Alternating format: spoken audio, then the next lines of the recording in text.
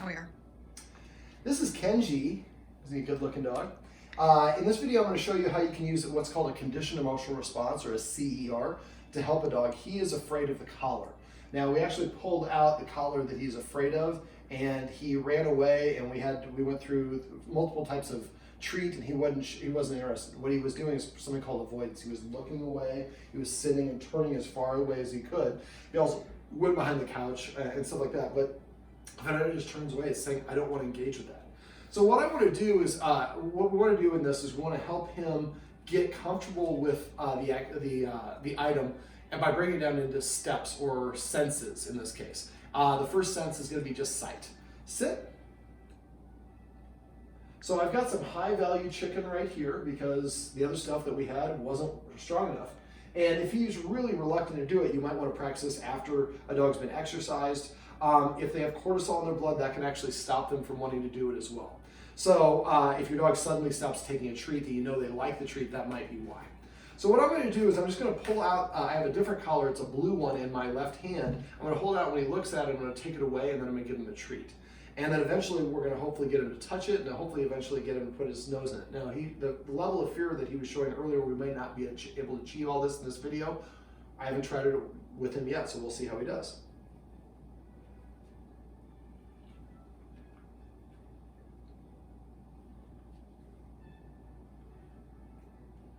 Now this one doesn't have the baggage of the other collar.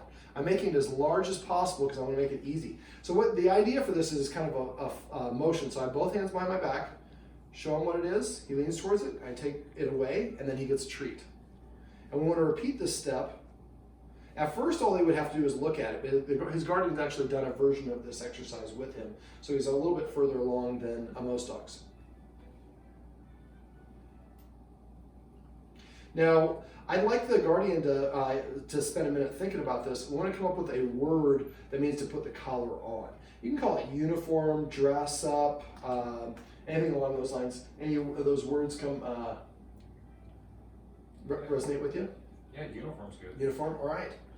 So the first stage is just to give him a look, and you take it away and give him a treat. We're not saying a command word at this point. We're just saying, we're just giving him a look, and just getting comfortable with the visual of it only. Next stage is you would like him to actually lean towards it a little bit. He didn't do that, so I pulled it away. Now, I don't know if you spotted the difference there. When I first held it up, I held it like that. He didn't want to go, so I held it towards him like that, which is a different profile. So you want to play around with the elements as you need to. And now he's initiating a little bit of contact with it.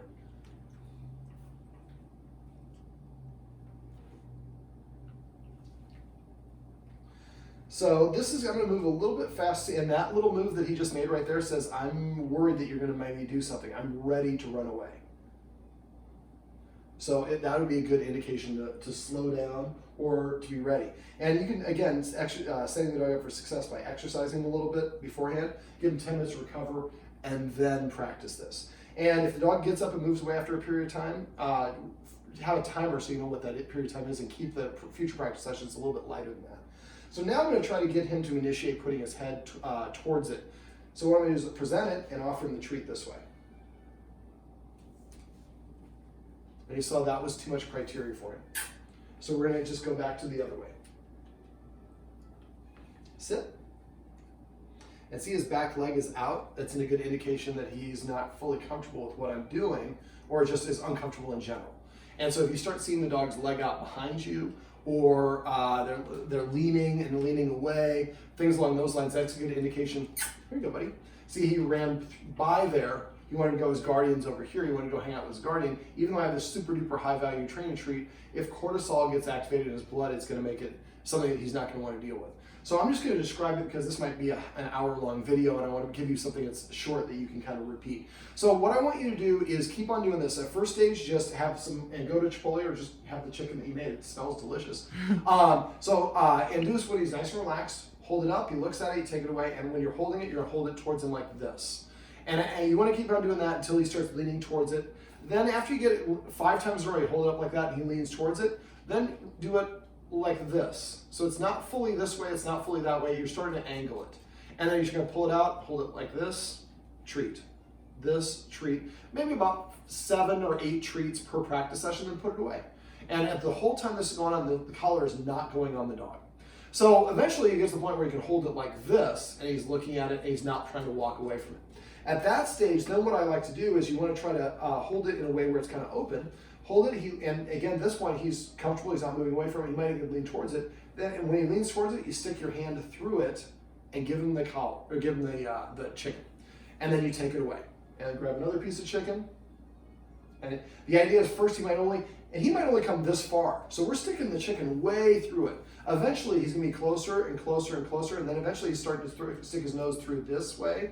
And if you do it right, he eventually will stick his nose completely through and put the collar on. Now, once he's doing that, you'd start assigning a command word like uniform or dress up or whatever it is that you want to use, a fun command word preferably. But if he starts showing you this reluctance wanting to move away, he's communicating, I'm uncomfortable. If we continue to muster along, then it kind of breaks his trust. He's like, well, he doesn't, when I told him I was uncomfortable, he kept on doing it anyways. So this might take 5 or 10 times of doing it.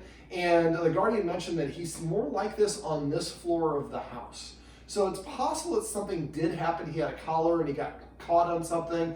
A loud noise came when the collar was being attached, or something during a fear period when he was a puppy. So it seemed to happen when he was about 4 months old, 5 months old, something like that, which is a fear periods that puppies go through at that period. So what we want to do is we want to just go very slow at his pace. Again, set him up for success, but don't just practice in, if this floor is the difficult one, do you have a basement? Yep. So go try it in the basement, try it upstairs, try it in the places that he really likes being. Eventually it'll be nice, you can do it on his bedding area and the area that he's relaxed on, but the idea is just to get him comfortable and relaxed, so we do it more and more, and he's more and more relaxed, and eventually we're asking for a little bit more criteria, but very small steps, so that he doesn't even notice that the criteria has increased, and eventually he just comes and sticks his nose through, you give him the treat afterwards, say uniform, and it shouldn't take very long, and then he's kind of done with this completely. Now, if the leash or the collar by itself is the only thing, you might practice with this collar. Now, dogs are colorblind. The other collar is red, so he's not going to be able to see the same difference. It's going to be a different shade. But also, leashes also sometimes are associated with that. Another little trick that you can use is you can get a collar that's his size. Have your friends who have dogs wear it for a day, then give it to, then bring it back and do practice it. Now it smells like other dogs as well. So we're adding a little extra special sauce to the equation, which most dogs are going to be more interested because, well, another dog had it and it smells like another dog, so I want to investigate that. So again, first stage is just flash, take it away, and treat. So you're kind of akimbo like this. Eventually, then you're going to start holding it like this, then eventually like this, like this, like this. Eventually, you hold it like that, and he doesn't move away. You want at least 5 of these in a row without him moving away, facing it the full circle before you start putting your hand through it. And the first time I do it, I would go like to the extreme, like go like, all the way over there. And then each time you go a little bit less, unless he starts indicating that he's done or he wants to move away. Not that he's done, but he's practicing avoidance. So then kind of if you notice avoidance or that you get a feeling that he's not liking it, next time you have a good one, end it. And after each one of these play sessions or practice sessions, I'd like you to have a play session with him. Spend 10 minutes playing around in the yard, rubbing his belly, just giving him a foot massage, whatever it is that he likes, so that he recognizes that every time we do this, it's not hard. I get delicious chicken, and then afterwards I get really good quality time with my human. And then again, if we add the other dog's scent to it and other things like that, it helps the dog feel more and more comfortable. After he's done it enough times where it's all positive, should be just behind you completely. Normally I would say this is Kenji, but Kenji is, well, actually you pan and show Kenji. That's Kenji. Kenji is chilling, and I'm David, and these are some tips and tricks you can use if you have a dog that's fearful of a collar, and how you can use a conditioned emotional response to help a dog have a positive association with something it's normally fearful of.